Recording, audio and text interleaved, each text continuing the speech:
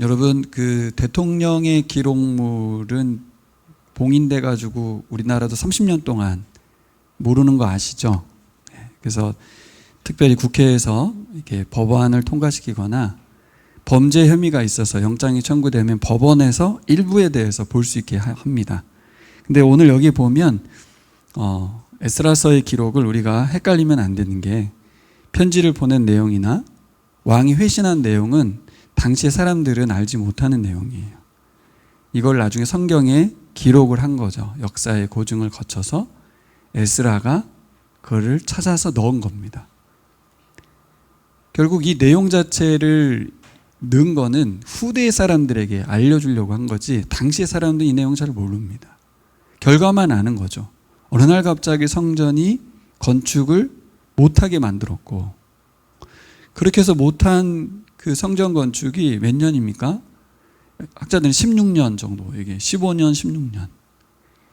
우리 코로나 시기에 처음 기억나세요? 방금 끝나겠지, 좀 있으면 끝나겠지 하는 그 마음하고 똑같아요. 언젠가 풀리겠지 했는데 1년도 아니고 2년도 아니고 10년도 아니고 15년을 넘어서 성전 건축을 하다가 멈추는데요. 대전역 가다 보면 그 NC백화점 그 사거리에 오른쪽에 건축하다가만 건물이 있어요. 상당히 오래됐거든요. 뭐 수년 된 것 같아요. 근데 그걸 봐도 기분이 안 좋습니다. 근데 이스라엘 백성들은 지금 성전 건축하러 여기 왔거든요. 그 바벨론 땅 잘 살다가 여기 온 게 성전 건축하러 왔는데 15년의 세월을 성전 건축 못하고 거기서 그냥 살고 있는 거예요. 그럼 이 정황적인 상황을 잘 묵상하지 않으면 이게 재미가 없어요. 근데 이 정황을 생각해 보면 이 기록이 갖는 의미가 상당합니다. 고레스 왕의 칙령에 의해서 실로 엄청난 일이 일어났습니다. 예레미야 예언대로 70년 만에 예루살렘 땅으로 귀환할 것이다. 그 예언이 성취되었죠. 귀환 명령, 그 명령에 순종하고 헌신한 이 사람들을 생각할 때, 이분들은 누굽니까? 이들은 말씀을 믿는 사람들이죠.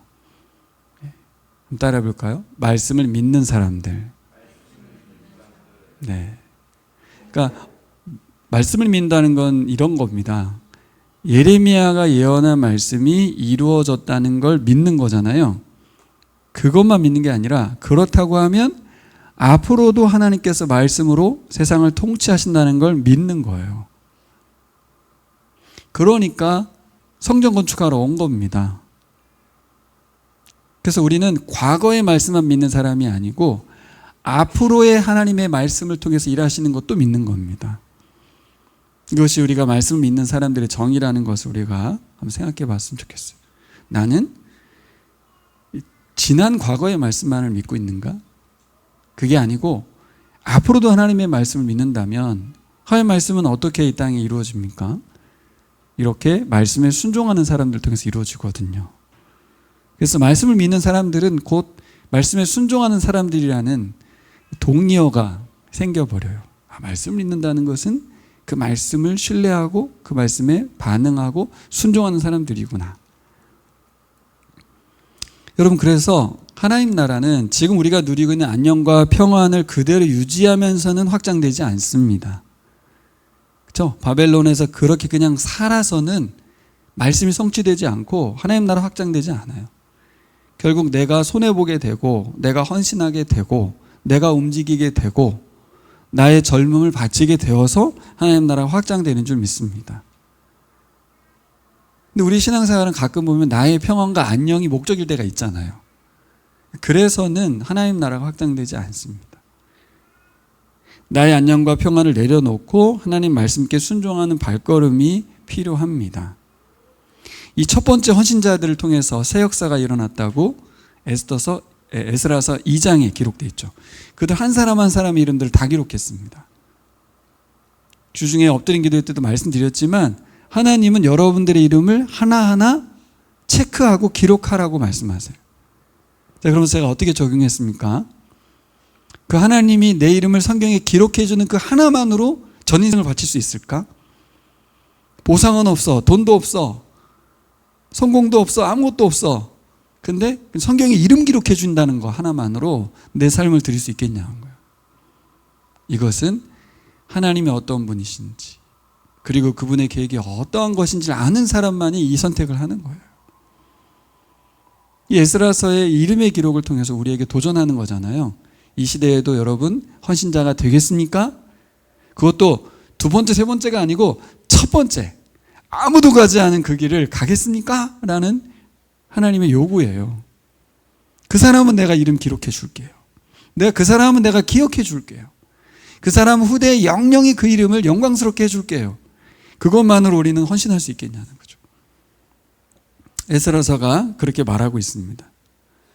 문제는 이렇게 거룩한 일, 의미 있고 가치 있는 일, 하나님이 기뻐하시는 일에 내가 순종을 했는데 순조롭게 진행될 것 같았던 그 새 역사가 브레이크가 걸렸습니다. 오늘 4장은 그 사건을 다루고 있죠. 하나님 성전 짓는 일에 동참시켜달라는 무리들이 왔어요. 근데 거절을 하죠. 결국 이 하나님 성전 짓는 일에 동참시켜달라는 인물들이 누굴까? 북쪽에 살았던 사람들이 남쪽으로도 내려온 것 같고 순수한 유대인이 아닐 거예요. 여러분 남은 자 아시죠? 남은 자. 남은 자가 단어가 되게 애매한데요. 이때 당시에 남은 자는 이스라엘 땅에 남아있는 자가 남은 자였어요. 근데 포로가 귀환된 이후에 남은 자는 바뀌어요. 진짜 남은 자는 포로에 잡혀갔던 사람들이 남은 자라는 거예요. 그러니까 남은 자는 문자 그대로 그냥 남아있는 자라는 의미인 줄 알았는데 그게 아니고 하나님께서 준비시킨 사람, 하나님께서 신앙을 지키는 그들의 무리를 남은 자라고 신학적으로 말을 하거든요. 그래서 포로로 잡혀갔던 사람들이 진정한 남은 자. 왜요? 그들이 성전 건축하러 돌아왔거든요. 결국 사로잡혀가지 않은 그들이 은혜 받은 줄 알았는데 그게 아니었어요. 결국 징계를 받고 달게 받고 신앙의 결단을 통해서 돌아온 그 남은 자들이 성전 건축을 주도하려고 했는데 성전 건축을 시도하고 있는데 사람들이 거기 땅에 살던 사람들, 그 다음에 또 뭐 북쪽에서 살던 사람들이 모여서 우리도 성전 건축하는 일에 동참시켜 달라. 근데 남은 자들, 포로에서 귀환한 그분들이 뭐라 그래요? 우리가 할 거야. 너희들은 동참시켜 줄 수 없어. 이렇게 했습니다. 그때 이 사람들이 어떻게 해요? 성전 건축하는 일을 방해하기 시작합니다. 근데 방해를 넘어서 회방을 넘어서 멈추게 만들죠. 자, 그러면 이게 예상이 됐을 텐데, 회방이 예상이 됐을 텐데도 왜 이 성전 건축하는 일에 사람이 더 오면 좋죠. 그렇지 않아요? 근데 왜 거절을 하냐고요. 분명히 이유가 있었을 거예요. 이들의 성전 건축에 동참하는 이유는 명분이고 그 이면에 다른 목적이 있다는 걸 아는 거죠. 그래서 거절을 했거든요.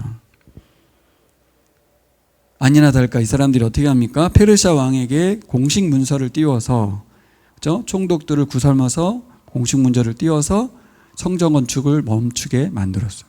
왕의 조소가 도달했고 성전은 더 이상 건축하면 안 되는 그런 상황이 발생했습니다. 근데 이들의 회방으로 인해서 성전 공사가 멈춰섰는데 15년 16년 멈춰섰어요. 여러분 16년, 15년 정도 멈추면 어떤 느낌이 들 것 같습니까? 안 되는 거죠. 끝난 거죠. 그렇죠? 예. 더구나 요즘 시대처럼 초고속 정보화 시대엔 15년은 엄청난 세월입니다.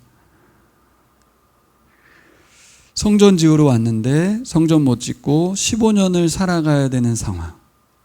존재의 이유와 목적을 잃어버린 거죠. 어떤 마음이 들겠어요? 내가 이러자고 여기 온 게 아닌데. 내가 괜히 왔다. 이런 생각 안 들었겠어요. 그냥 바벨론 땅에서 그냥 먹고 살면 되는데 괜히 헌신해가지고. 하나님 원망도 있지만 자책도 있을 것이고요. 인생의 어떤 왜 정체성이 사라지면 여러분 굉장히 혼란스럽지 않습니까? 인생이 허비된 거잖아요, 지금. 헌신이 제대로 평가받지 못할 때. 다시 질문해 볼게요. 헌신이 제대로 평가받지 못하는데 하나님 뭐라고 하냐면 성경에 이름 하나 지어 넣어주는 것에서 만족할 수 있겠니? 어렵죠. 우리가 순수하긴 어렵습니다.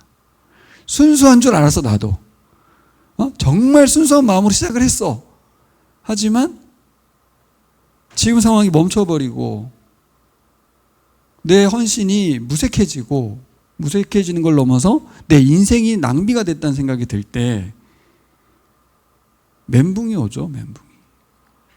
이러면 어떨까요? 우리 자녀들이 물어보는 거예요. 엄마, 근데 우린 여기서 왜 살아야 돼? 이렇게. 아빠, 여기 왜 있어? 나는 그래도 명분이라도 있지. 그 땅에서 아기가 또 태어났을 거 아니에요, 15년 동안. 그 아이들은 우리는 왜 사는 거야? 왜 여기서 살아야 해? 여전히 속국이고요. 여전히 세금을 바치고 살고. 무엇이 우리를 살아가게 하는 동력이 될 수 있을까요? 이런 상황에서. 여러분, 성전은 다시 재건될 수 있을까요? 재개될 수 있을까요? 이 회방의 상황, 이 멈춤의 시간을 어떻게 보내야 할까? 그러면 거룩한 일에도 회방과 방해가 있습니다. 거룩한 헌신을 했음에도 순조롭지 못할 수 있다는 걸 우리가 꼭 기억했으면 좋겠습니다. 문제는 그럴 때 더 힘이 빠지죠. 이거 분명히 하나님의 일인데, 분명히 난 순수하게 헌신했는데, 그러면 더 힘 빠지죠. 근데 문제는 다시 힘을 내서 다시 시작할 수 있을까 하는 문제예요. 이렇게 힘을 빼버리고 상황도 환경도 전혀 바뀌지 않은 상황에서 다시 시작할 수 있을까? 근데 여러분 5장을 보시면 다시 시작합니다. 그냥 넘어갈 문제가 아니에요. 이거 정말 다시 헌신하고 다시 시작을 할 수 없는데, 근데 다시 시작을 해요. 이해가 안 되잖아요. 그렇죠?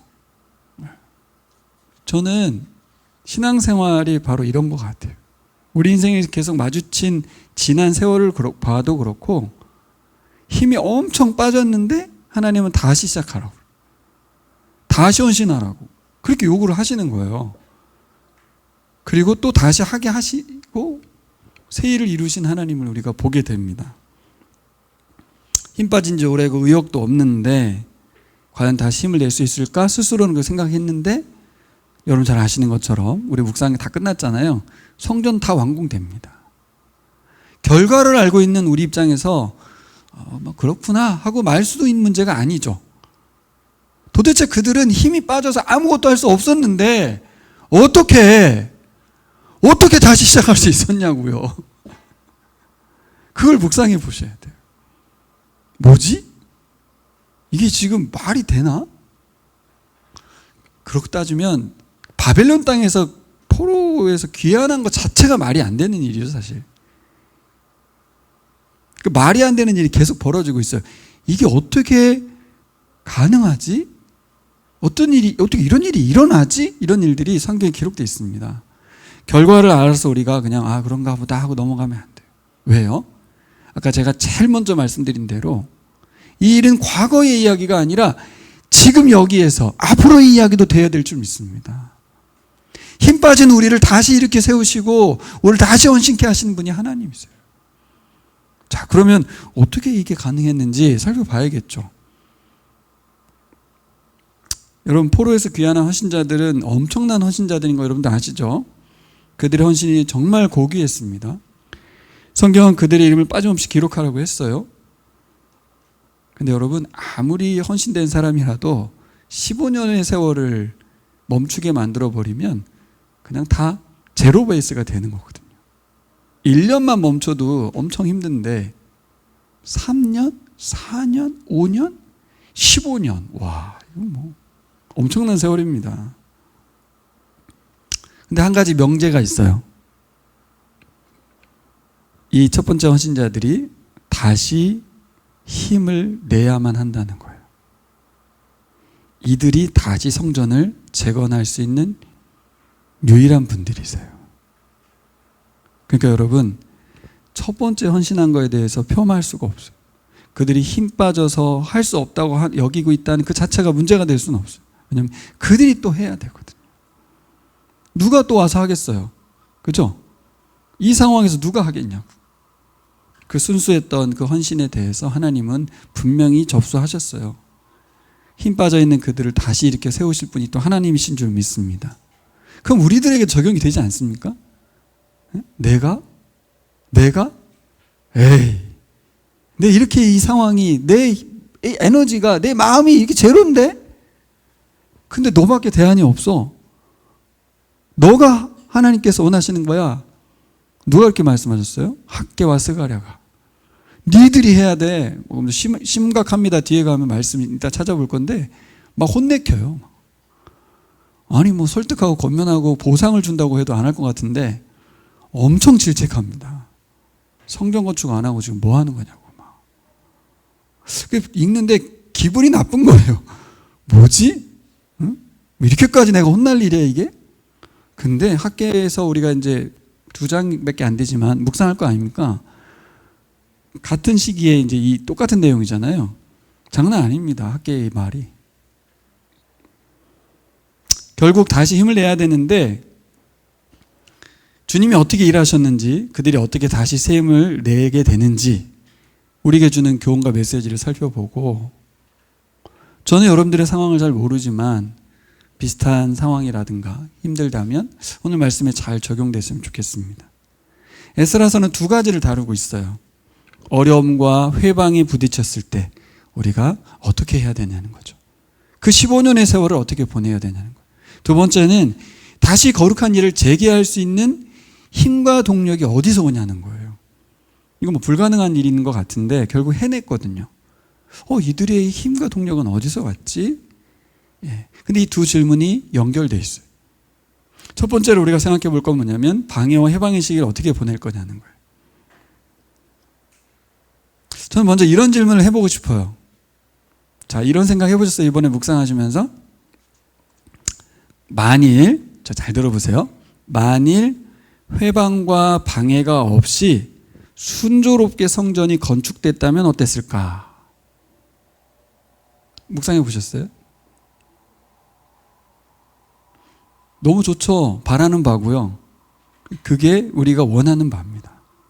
근데 그런 일이 생기지 않았어요. 근데 만약에 순조로웠다면 어떻게 됐을까? 정말 좋을까? 엄청 좋았겠죠. 그 헌신의 결과가 바로 나타나는 거고 엄청 기뻤을 것 같아요. 근데 정말 좋은 게 맞나? 이런 생각이 드는 거죠. 방해와 해방의 상태를 거치는 게 좋은가요? 안 거치는 게 좋은가요? 설교하기는 편하죠. 네, 메시지 자체는 의미가 있죠. 하지만 현실에서는 그건 아니에요. 15년의 멈춤의 세월하고 바로 성전이 완공되는 거하고 어느 쪽이 더 좋은 건 분명합니다.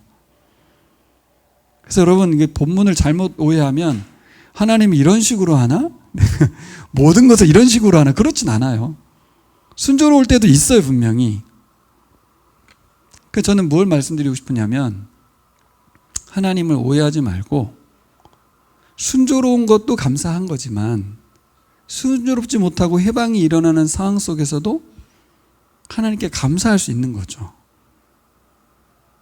근데 그 선택은 우리에게 있는 거예요. 여기서 원망과 불평과 시리에 빠져서 모든 걸 포기할 것인가, 아니면 해방과 장애물의 상황 속에서 어떻게 지낼 것인가는 우리에게 달려있는 거예요. 왜요?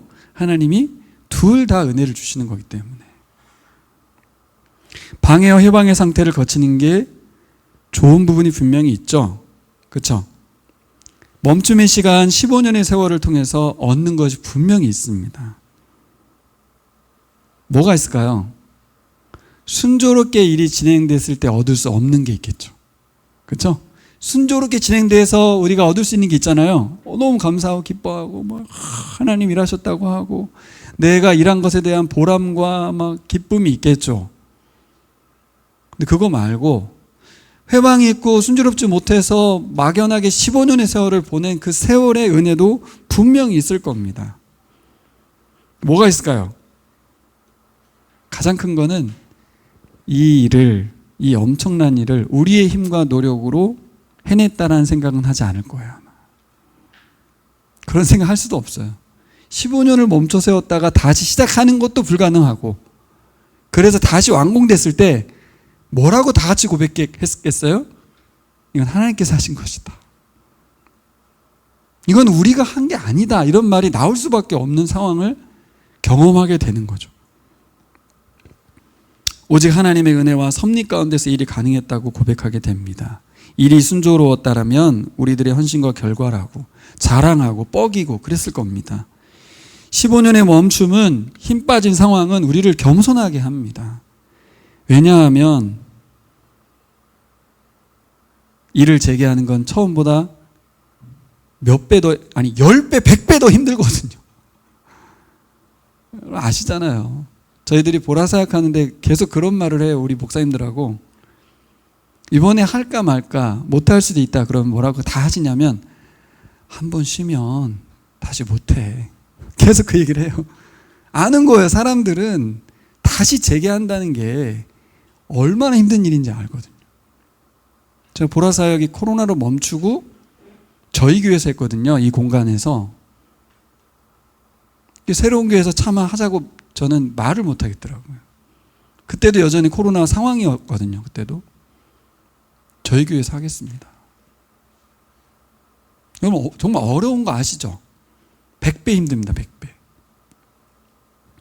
자, 그러면 방해와 해방의 시기를 통해 얻게 되는 유익이 뭘까요? 아주 쉬운 원리를 깨달을 수 있습니다. 따라해 볼까요? 쉬운 게 없구나.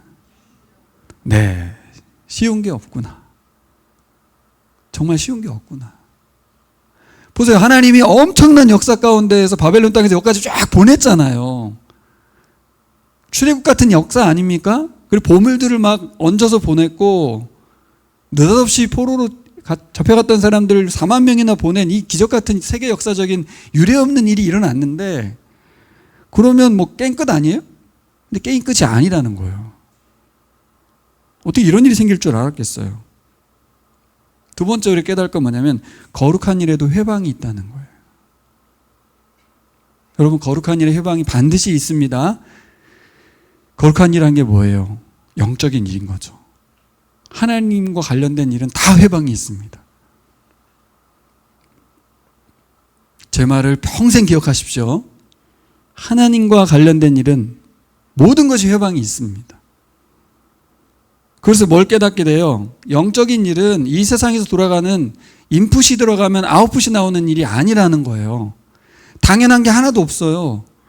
회방이 있기 때문에 그걸 넘어서야 하고 견뎌야 하고 인내와 믿음이 필요하다는 거예요.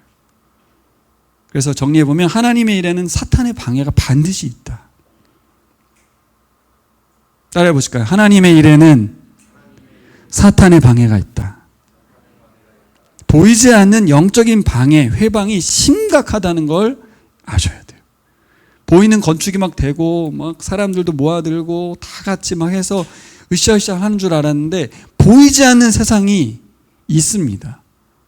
그 영적인 공격이 있고요. 조직적인 방해가 있고요. 힘을 뺍니다. 느헤미야서를 묵상하게 될 텐데 성벽 건축할 때 산발락과 도비야라고 하는 구체적인 인물들이 나와서 성벽을 폄하하고 건축을 못하게 막거든요. 같은 시기에 일어난 일입니다. 여러분, 그래서 잘 보세요. 우리는 어떤 영적인 일을 할 때 표면적인 문제만 보면 안 돼. 그래서 합리적인 대안만을 도출하면 안 돼. 기도해야 돼요. 하나님께 엎드려야 돼요. 우리 힘으로 할 수 없다고 고백해야 돼요. 그게 깨어있는 거예요. 근데 여기서 사람들은 상당히 많은 부분은 어떻게 합니까? 문제의 원인을 찾고 대안을 찾고 회의를 하고 힘을 모으자고 하고 설득도 하고 상당히 인간적인 노력을 하죠. 사실 저는 그런 유형에 속합니다. 잘 파악하고 잘 분석하고 대안을 제시하고 설득하고 일을 추진하는데요. 그걸로 해결되는 게 아니에요. 그런다고 사탄이 방해가 멈추는 게 아니거든요. 뭘 알게 됩니까? 아, 하나님이 하시는 일이구나. 하나님이 하셔야 되는구나 라는 거예요. 가장 우리에게 필요한 것이 처음부터 끝까지 하나님이 일하시는 거예요. 할렐루야. 예. 다 아는 얘기인데 새삼스럽게 제가 다시 한번 확인시켜 드리는 건데 성경 이야기가 다 그렇습니다. 우리가 모르진 않아요. 그렇지만 다 다시 한번 이 부분을 명확하게 해야 돼요. 처음부터 끝까지 하나님이 하시도록 해야 돼요. 근데 만약에 일이 순조로웠다면요, 하나님은 저리 가고 자신들이 다 했다고 할 거예요. 하나님은 계획만 세우셨고 바벨론에서 보내신 데까지는 했지만 고레스 왕을 변화시키시고 마음을 움직여서 막 보물들을 보내게 했다는 것까지 했고 성전 우리가 졌다고 할 거라고. 이해되시죠? 자, 그럼 뭐가 문제되는지 이따 얘기해 드릴게요. 자, 두 번째, 우리가 이 방해의 시기에 첫 번째는 하나님의 일에, 거룩한 일에 사탄의 방해가 있다는 걸 아는 거고, 두 번째는 뭡니까? 본질을 생각하게 돼요. 내가 왜 예배하는지. 오늘 제목을 제가 잡았습니다. 좀 적용적인 의미로 잡았어요. 왜 예배하는지. 성전 짓던 사람들이 얼마나 낙담하고 답답했겠어요. 힘 빠졌겠어요. 그렇죠? 1년 지나 2년 지나 10년 그렇게 멈춰서 있는 건물을 볼 때 얼마나 괴로웠겠습니까? 그렇죠? 우리 연약한 것, 아무것도 할 수 없는 무력함을 만나는 것.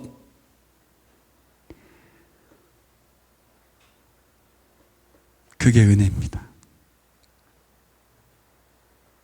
나 자신을 만나는 게 은혜예요. 내가 죄인이라는 걸 만나는 것도 은혜고, 내가 정말 잘났다고 착각하고 있다는 걸 아는 것도 은혜고, 내가 하면 잘할 수 있다고 생각하는 거, 그런 나를 보는 게 은혜입니다. 그럴 수 있을 줄 알았거든요. 뭘 발견합니까? 나의 무력감을 발견하는 거죠. 생각해 보세요. 페르시아 왕이 조서를 내렸는데 그걸 어떻게 뒤집어요? 예?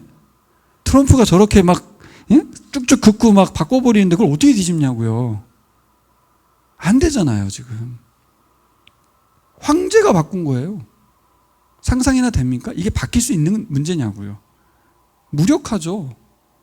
힘이 없어요. 그러니까 어떻게 할 수밖에 없어요? 하늘을 쳐다볼 수밖에 없어요. 하나님, 이거 황제가 이렇게 하면 우리는 할 게 없는데요. 하나님을 찾게 되는 거예요. 언제? 회방의 시기, 장애의 시기에. 여러분, 멈춤의 시간에는 본질을 생각하게 됩니다. 나 여기 왜 있지? 이런 거 있잖아요. 난 뭐 때문에 헌신했지? 성전 건축 왜 하려고 하는 거지? 하나님은 어떤 분이지? 왜 가만히 계시지? 이 거대한 계획이 이렇게 끝나는 거야? 이게 끝이야? 이런 질문을 계속하게 되는 거예요. 하나님이 이 일을 이루시는 분인가? 그 능력이 계시긴 한 건가? 자, 이런 질문 속에 여러분 한번 생각해 보세요. 이런 질문을 던질 때 내가 어떤 상태인지 잘 보시면 하나님에 대해서 확신이 없어요. 이 질문 계속 나오면서 난 분명히 하나님 아는 줄 알았고 하나님 분명히 믿는 줄 알았는데 질문이 나를 알려주고 있잖아요. 하나님이 이 일을 이루실 수 있는 거야? 함께 하는 거 맞아? 이런 말을 막 던지고 있는 나를 보세요. 나는 하나님 잘 믿고 있는 줄 알았잖아. 멈춤의 시간에 본질적인 질문이 우리를 깨웁니다. 왜 성전 건축을 하려고 했는지, 성전 건축하면 모든 게 끝나는 건지, 저는 이 부분이 가장 많이 묵상됐어요. 여러분, 성전 건축하면 끝납니까? 우리는 본질을 놓칠 수가 있어요. 신앙생활에서 본질을 놓칠 수가 있어요. 예배 드리면 끝입니까? 뭐가 목적인가? 나는 왜 예배하고 있지? 왜 주일날 예배하러 오지? 이런 생각 안 하거든요. 근데 오늘 본문에서는 계속 질문이 되는 거예요. 성전 건축 왜 하는 거지? 자, 그래서 성전 건축을 끝내면 끝나는 건가? 아니거든요. 성전 건축의 목적은 예배에 있습니다. 성전 건축으로 끝나지 않아요. 우리가 어떤 행사를 하잖아요. 행사를 하면 우리는 끝나는 줄 알아요. 그 뒤에 상당히 많은 신앙이 쫙 깔아지잖아요. 오히려 그 행사 이후의 삶을 위해서 우리가 행사를 치르는 건데 그렇게 안 되거든요. 본질을 놓친다 그 말입니다. 성전 건축은 예배인데 왜 예배 드리려고 하는 건지 이렇게까지 질문해 봤어요. 예배 안 드리면 어떻게 되는 건데? 예배 안 드리면 어떻게 되는 거지? 이렇게까지 삶을 예배를 위해서 헌신해야 돼? 예배가 삶의 이유와 목적이 맞아? 라는 거죠. 여기까지 가야 돼요. 내 삶의 이유와 목적이 예배가 맞는 거야? 그러면 성전 재개로 갈 수 있죠. 그렇죠? 지금까지 모든 상황은 나보고 성전 재개를 그만하라고 말하고 있습니다. 사탄은 그렇게 방해를 했어요. 하지만 하나님 우리에게 그 기간에 다시 본질적인 질문을 던져서 다시 재개하고 헌신하게 만드시는 거죠. 본질적인 질문을 통해서 내가 왜 성전 건축에 다시 힘을 모아야 되는 거야. 예. 그래서 전 딱 한 가지를 준비하시는 것 같아요. 성전 건축을 시키는 게 아니고 예배자를 만들어가는 거죠. 예배 드릴 수 있는 사람으로 만들어가는 거죠. 회방의 시간, 억압의 시간, 시련과 아픔의 실패의 시간들이 은혜인 줄 믿습니다. 나의 힘을 빼는 시간이 은혜입니다. 내가 연약하다는 걸 발견하는 것, 내가 실패해보는 것, 무력감을 만나는 것, 그때 우리는 어떻게 해요? 아주 삶이 심플해져요. 딱 하나로 바뀌어요. 예배 드릴 건가 안 드릴 건가. 진짜 이거 하나로 바뀌어요. 여러분 우리가 정말 힘들면요 예배 안 드립니다. 다 필요 없어. 그래서 예배부터 안 드려요. 그러니까 하나님을 상대로 예배라고 하는 것이 얼마나 가볍게 여겨지는지 우리 스스로 알게 돼요. 뭐 깔끔 예배 뭐 언제나 드리면 되지 뭐 오늘 꼭 드려야 돼? 이렇게 돼요 사람이. 참 신기하죠. 여러분 힘들고 어려울 때 우리는 가장 심플한 선택을 하게 됩니다. 이 상황에도 예배할 것인가? 이게 내 삶의 이유와 목적인가? 이 고난과 어려움, 회방, 내가 엄청 힘든데도 예배를 할 것인가 말 것인가로 좁혀져요. 그리고 하나님 우리에게 예배할 수 있도록 초청합니다. 그럼에도 불구하고 예배하겠니? 성전을 재개하겠니? 성전을 건축을 재개한 이유는 뭡니까? 예배하려고 하는 거거든요. 꼭 거기서 예배를 드려야만이 아니라 후대의 모든 사람들이 그곳에서 예배할 수 있도록 자기가 징검다리를 놓는 거거든요. 성전 건축은 그겁니다. 그래서 정리해보면 부르심과 소명, 하나님이 보내신 사명을 다시 정립하게 해주죠. 자, 그래서 어떻게 합니까? 세 번째는 본질을 생각하는 이 사람은 이제 하나님의 은혜만을 간구하게 돼요. 예, 자신의 힘을 다 내려놓고 하나님 은혜 베풀어 주세요. 헤쳐갈 방법이 하나님밖에 대안이 없다는 걸 알아요. 근데 잘 생각해 보면 처음 바벨론 땅에서 이곳 예루살렘에 돌아오게 한 것, 그분의 놀라운 능력과 은혜였다는 걸 고백했잖아요. 그렇죠? 그렇다. 이 지금 이 막막한 상황을 헤쳐나갈 수 있는, 타개할 수 있는 방법은 유일하게 하나님밖에 없다. 이 생각하는 거예요. 그래서 어떻게 이제 되냐면 잘 들어보세요. 하나님을 알게 돼요. 저희 묵상하는데 은혜가 많이 되더라고요. 자, 여러분도 마찬가지예요. 이 사람들도 그렇고 여러분도 그래요. 저를 보세요. 여러분, 우리 창조의 하나님 믿지 않습니까? 보라를 뭐 수없이 듣고 알고 전했던 분들이라 창조의 하나님 아시죠? 또 어떤 하나님 아세요? 출애굽의 하나님 아시죠? 그렇죠? 그리고 가나안 땅에 들여보낸 하나님도 아시죠? 또 어떤 하나님, 바벨론에서 포로에서 귀환시킨 하나님도 알고 있죠. 근데 15년의 세월이 멈추고 있으면 그 알고 있는 하나님이 지금 내가 알고 있는 하나님이 맞는가? 이 생각이 들어요. 그러니까 역사의 하나님, 성경의 하나님을 너무 잘 알고 있는데 하나님 잘 알고 있다고 생각했는데 아니, 하나님 잘 모르겠다는 생각이 들어요. 하나님 잘 모르겠다. 그래서 어떤 질문이 생기냐면 지금 이것도 해결해 줄 수 있나? 그러니까 비교가 안 되는 거 아니에요? 창조의 하나님, 출애굽의 하나님, 예? 가나안 땅에 공짜로 들여보내신 하나님, 예? 출 바벨론의 하나님을 내가 믿고 있다는데 지금 이 15년 동안 성전 건축이 멈춰 있는 것이 재개될 수 있는 건가? 이런 질문을 한다니까 우리가. 그러니까 뭐예요? 하나님을 알고 있다고 생각하지만 아니죠. 결국 이 멈춤의 시간을 통해서 우리는 하나님을 알게 돼요. 성경의 하나님이 아닌, 과거의 하나님이 아닌 지금 살아 역사하신 하나님을 만나게 됩니다. 이게 순조롭게 성전 건축이 끝났으면 그 하나님을 못 만나요. 뭘 만나요? 내가 하나님을 모른다는 걸 알게 돼요. 그리고 지금 살아 역사하신 하나님을 알게 돼요. 그래서 새로운 창조의 하나님을 만나게 되고요. 그 멈춤의 시간에 강제로 아무것도 못하도록 힘 빠져 주저앉게 만들므로 우리는 지금 하나님 임재해달라고, 과거의 그 다윗의 하나님이 아닌 지금 여기 살아계신 하나님은 내게 임재해달라고 예배자가 되어버립니다. 은혜를 구하게 돼요. 여러분, 그래서 우리에게 믿음이 생겨요. 이 고난의 기간에, 이 회방의 시간에 하나님께 대한 믿음이 생깁니다. 믿음이 있는 줄 알았는데 없는 나를 발견하게 되고, 지금 믿음의 시간을, 믿음의 성장을, 헌신을 하나님께서 시켜주십니다. 지금까지 제가 먼저 뭐 설명했어요? 이 회방과 방해의 시간에 우리가 어떻게 살아가는가 할 때 여러분 꼭 기억하시고, 실제로 하나님이 그렇게 우리를 이끌어 가세요. 근데 이 말씀을 기억하시고 그렇게 한번 반응해 보시면 좋겠어요. 본질을 생각하고 은혜만을 구하고, 그렇죠? 내가 왜 이 자리에 있지? 내가 왜 개척했고 왜 이 자리까지 왔고 앞으로 어떻게 살아갈 것이며, 하나님 계속 뭘 만들어가고 계세요? 예배자로. 예배 드릴 거야 안 드릴 거야? 이렇게 묻고 계신 거예요. 그렇다면 네가 지금 뭐를 해야 돼? 성전 건축을 재개해야죠. 자, 그래서 재개를 해야 되는데 어떻게 하나님이 동력을 제공하는지 봅시다. 자, 두 번째입니다. 어떻게 이 사람들을 다시 이렇게 세우시는가?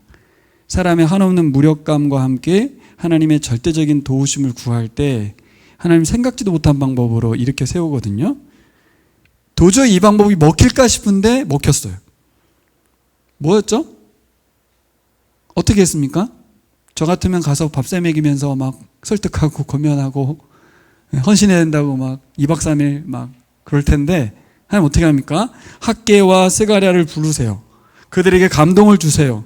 그리고 뭐라고 하십니까? 다시 성전 재건하라고 백성들에게 명령하라는 거예요. 근데 성경에 보니까 그게 먹혔어요. 근데 여러분, 되게 재밌는 게 페르시아의 관리들이 당황하는 장면이 여기 상상이 되셔야 돼요.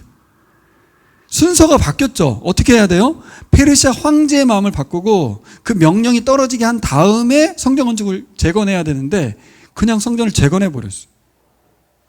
하나님도 밑도 끝도 없이 시작하라고 그랬어요. 그냥 그 성전 재개를 이렇게 해버리니까 말이 안 되는 상황이 벌어졌잖아요. 그래서 관리들이 난리가 났고 멈추게 하고 반응하게 됩니다.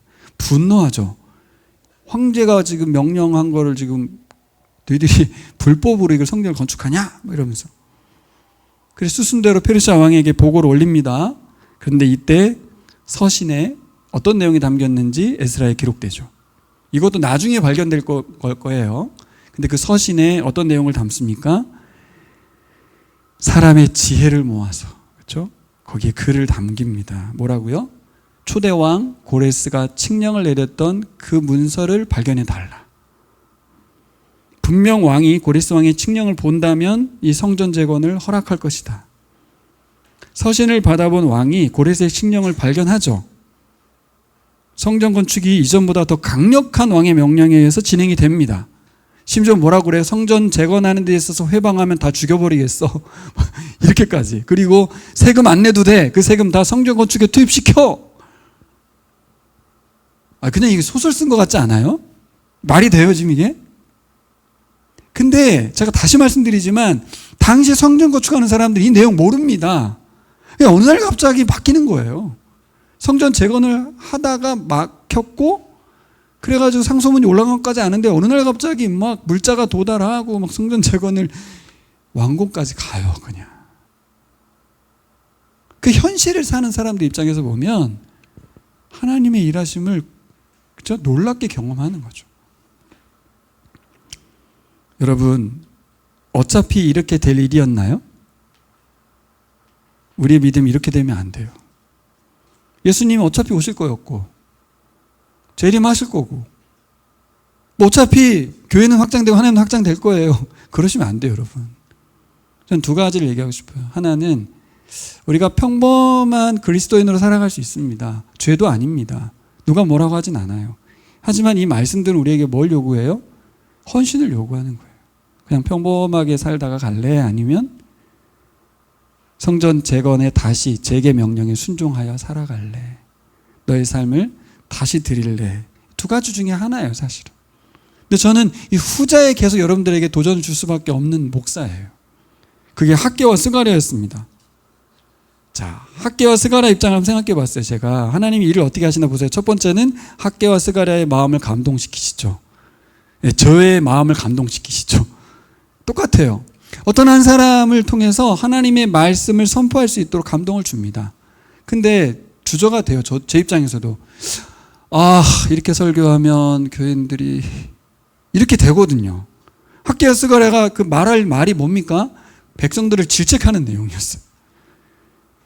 근데 그게 하나님의 감동하심, 성령의 감동하심, 이 추진력이 없으면 말 못해요. 돌맞거든요, 그렇게 했다가는. 그렇잖아요. 하나님은 말씀의 사람들을 감동시키셔서 그의 입을 통해서, 말씀을 통해서 일하십니다. 그리고 두 번째는 예언자의 말씀을 듣고 공사를 재개한 순종하는 몇 사람이 있었어요. 자, 이것도 하나님 일하셔야 되지 않겠어요? 듣는 순간 지금 말이 돼요? 말하면서 막 따지는 게 아니라 예, 순종하겠습니다 하는 그 사람들이 있었던 거예요. 세 번째는 왕께 보내는 편지글에다가 지혜의 내용을 담는 사람들도 있었어요. 그냥 이러는 일이 아니에요. 그렇죠? 그 지혜로운 내용이 되게 중요합니다. 그냥 무턱대고 순종하는 사람도 중요하지만 이 상황을 어떻게 왕의 마음을 움직일까를 고민하고 기도하고 하나님의 마음을 기도하면서 그 글을 담는 게 중요하고, 네 번째, 편지를 받아든 왕이 고레스 칙령을 찾고 마음을 바꿔서 적극적인 재건 명령을 내도록 하는 뭐가 있었습니까? 하나님의 일하심이 있었어요. 세상에 그냥 일어나는 일은 없어요. 여러분, 살얼음판 같다라는 말 들어보셨죠? 내 인생에서 살얼음판을 걷는 것 같은 경험은 작년 12월 이후에 처음 경험했어요. 진짜 하루하루가 미칠 것 같더라고요. 사람들의 선택 하나하나에 나라가 다 바뀌고 전 세계가 바뀌는 거예요. 하루하루 한 걸음 한 걸음이 얼마나 살얼음판 같았는지 함께 기도하고 순종하고 지혜를 모으고 그렇게 한 걸음씩 걷는 거예요. 근데 어떻게 될지 몰라. 진짜 하나님이 일하시기만을 기대하지만 아닐 수도 있어. 이런 거 있잖아요. 근데 사람들은 그렇게 애간장을 태우면서 일할 때 하나님은 페르시아 왕의 마음을 움직이시고 일하셨어요. 우리도 일하고 하나님도 일하시고. 할렐루야. 근데 우리 눈에는 안 보여요, 여러분. 기도할 뿐이에요. 하나님 일하시는가? 몰라. 근데 하나님 일하고 계십니다. 여러분, 우리의 헌신만 생각하지 마시고 하나님은 일하고 계십니다. 이들이 다시 성전을 재건하게 되는 동력과 힘은 하나님의 말씀을 통해서 왔습니다. 하나님이 예언자들에게 말씀하셨고 예언자들은 하나님의 말씀을 그대로 대언했고. 자, 가볼까요? 학개 1장 가보겠습니다. 이 학개 1장을 읽어보셔야 이해가 돼요. 학개 1장 1절부터 보겠습니다. 같이 읽어요. 시작. 다리우스 왕 2년 여섯째 달 그달 초하루에 학개 예언자가 주님의 말씀을 받아서 스알디알의 아들 스룹바벨 유다 총독과 여호사닥의 아들 여호수아 대제사장에게 전하였다. 만군의 주님께서 이렇게 말씀하신다. 이 백성이 말하기를 때가 되지 않았다. 주님의 성전을 지을 때가 되지 않았다고 한다. 학개 예언자가 주의 말씀을 받아 전한다. 성전이 이렇게 무너져 있는데 지금 너희만 잘 꾸민 집에 살고 있을 때란 말이냐? 나 만군의 주가 말한다. 너희는 살아온 지난날을 곰곰이 돌이켜 보아라. 너희는 씨앗을 많이 뿌려도 얼마 거두지 못했으며 먹어도 배부르지 못하며 마셔도 만족하지 못하며 입어도 따뜻하지 못하며 품꾼이 품삯을 받아도 구멍난 주머니에 돈을 넣음이 되었다. 나 만군의 주가 말한다. 너희는 각자의 소행을 살펴보아라. 너희는 산에 올라가서 나무를 베어다가 성전을 지어라. 그러면 내가 그 성전을 기껍게 여기고 거기에서 내 영광을 드러내겠다. 나 주가 바란다. 너희가 많이 거두기를 바랐으나 얼마 거두지 못했고 너희가 집으로 거두어 들였으나 내가 그것을 흩어버렸다. 그 까닭이 무엇이냐? 나 만군의 주의 말이다. 나의 집은 이렇게 무너져 있는데 너희는 저마다 제 집 일에만 바쁘기 때문이다. 그러므로 너희 때문에 하늘은 이슬을 그치고 땅은 소출을 그쳤다. 11절 같이 읽어요. 내가 땅 위에 가뭄을 들게 하였다. 산 위에도 곡물과 세포주와 기름 위에도 밭에서 나는 모든 것 위에도 사람과 짐승 위에도 너희가 애써서 기르는 온갖 위에도 가뭄이 들게 하였다. 듣는 기분이 어땠을까요? 마음에 감동이 막 왔을까요? 이 말씀 전하는 학계 마음은 어떨까요? 야, 이게 이런 말씀 듣고 움직였다는 게 이해가 안 되죠, 도대체. 그렇습니다. 하나님 나라 일은 상식적이지가 않아요. 도대체 저 말씀 듣고 누가 회개할까 싶은데 회개하고, 이런 말도 안 되는, 지금 우리가 얼마나 헌신했고 얼마나 기다렸는데 내가 우리 집만 잘 지었나? 아닌데? 막 그러면서 얼마나 할 말이 많았겠어요. 근데 이 학계 예언자의 말씀을 그들이 듣습니다. 굉장히 불편한 메시지. 게으르다, 멈춰있다, 엄청 질책하면서 책임을 추궁합니다. 그냥 설득해도 말까 할까 마나, 그렇죠. 그런데 저는 이 질책의 말씀을 그대로 전하는 학계 입장이 묵상이 됐어요. 이게 전할 수 있는 말인가 싶은 거죠. 자, 그러면 정리해 봅시다. 근데 왜 전했어요? 그리고 왜 들었어요? 저는 15년의 시간 동안에 본질적인 질문을 갖게 했기 때문이라고 생각합니다. 내가 여기 왜 있지? 왜 성전 건축해야 되지? 왜 재건해야 되지? 예, 여러분, 우리가 사는 이유가 집 잘 짓고 평안과 안녕을 추구하는 게 아니거든요. 예배하려고 그런 거예요. 출애굽의 목적 아시죠? 예배하려고 했던 거예요. 예배가 뭡니까? 하나님을 만나는 거예요. 하나님과 만나서 교제하는 거예요. 근데 그 본질적인 목적을 놓친 채 그냥 자기 그냥 살겠다는 거예요. 그냥 거기서 혼내킨 거예요. 본질을 놓치고 있지 않니? 성전 지어야 되지 않겠니? 그러니까 성전 자체가 목적이 아니고 뭐예요? 예배가 너 삶의 목적이니? 묻는 거예요. 지금 내가 목적이냐 묻는 거예요. 네가 목적이냐 내가 목적이냐, 하나님이냐 너냐, 분명히 하라는 거죠. 너는 하나님을 위해 존재하는 사람 맞니? 그렇다고 하면 성전 재건해야지, 예배 자리에 나아가야지, 다시 이렇게 세워야지. 근데 이게 감동을 줬어요. 놀랍게도. 그렇지, 맞아, 우리가 포로로 잡혀갔다는 이유도 그렇고 이 땅에서 지금 우리가 좀 가난하게 살고 있는 이유도 다 뭐야? 하나님으로부터 공급되는 것들을 지들 스스로 맡고 있기 때문이 아니겠습니까? 예배가 무너졌기 때문에, 하나님께 대한 인정이 사라졌기 때문에, 스스로 하나님의 은혜를 거절하고 있기 때문이지 하나님 은혜를 베풀지 않은 게 아닙니다. 이번 역대하를 묵상하면서 제가 가장 크게 깨달은 게 뭐냐면, 하나님은 요시야 왕에게만 은혜를 베푼 게 아니었다는 거예요. 그 어린 나이에 누군가가 도와서 신앙을 성장했을 텐데 히스기야 왕에게만 은혜를 베푼 게 아니고 모든 왕에게, 여러분 모두에게 하나님 말씀을 주셨어요. 은혜를 은혜롭게, 은혜를 은혜되게 하는 건 우리예요. 우리. 그 은혜를 받아 누리는 것도 은이고 예배를 드리는 것도 우리입니다. 예배를 안 드리는 것도 우리고요. 자, 그래서 말씀에 귀 기울이고 순종하는 사람들 통해서 결국 새 역사가 이루어지죠. 네. 두 번째입니다. 하나님은 말씀을 통해서 일을 하시고, 두 번째는 말씀에 반응하는 사람을 통해서 일을 하십니다. 히스기야였고 요시야였습니다. 근데 제가 역대하 묵상에서 깨달은 거는 1명, 2명 정도밖에 없다는 거예요. 저를 보세요. 저를. 오늘 말씀에 여러분들이 꼭 기억해야 될 게 있어요. 말씀에 반응하고 은혜를 은혜롭게 하는 사람이 그 많은 왕 중에 1-2명밖에 없었다는 거예요. 이건 뭘 말합니까? 어렵다는 이야기를 하는 걸까요? 삶의 이유와 목적이 하나님이 아닌 사람들이 절대 다수란 얘기예요. 말씀이 들려지는 사람도 극소수고 들려줘도 반응한 사람은 더 극소수란 말이에요. 근데 저는 대안이 있다고 생각해요. 뭘까요? 내가 그 한 사람이 되고 싶은 마음만 있으시면 돼요. 절대 다수니까 나는 1-2 사람은 아니겠지, 이게 아니라 그 1-2 사람이 내가 되고 싶다. 그러면 설교가 들리는 거고, 그러면 반응이 되는 거고, 그게 아니고 그 1-2 명이 내가 어떻게 감이 되겠어. 그래서 그건 선택의 문제인 것 같아요. 좀 여러분들이 삶의 상황이 녹록지 않음에도 불구하고 지속적인 헌신과 예배의 자리에 나오시고 예배의 삶을 사는 것에 대해서 감사도 드리고 하나님께 영광을 돌립니다. 최근에는 진짜 우리 교우들 한 분 한 분을 기도하고 생각할 때 감사하지 않을 수가 없어요. 그래서 뭐 1년 중에 가장 감사한 사람 찾으라고 하면 다 감사의 표현을 막 제대로 다 해주고 싶은 마음이 있어요. 너무너무 감사하다. 존재만으로도 감사하다.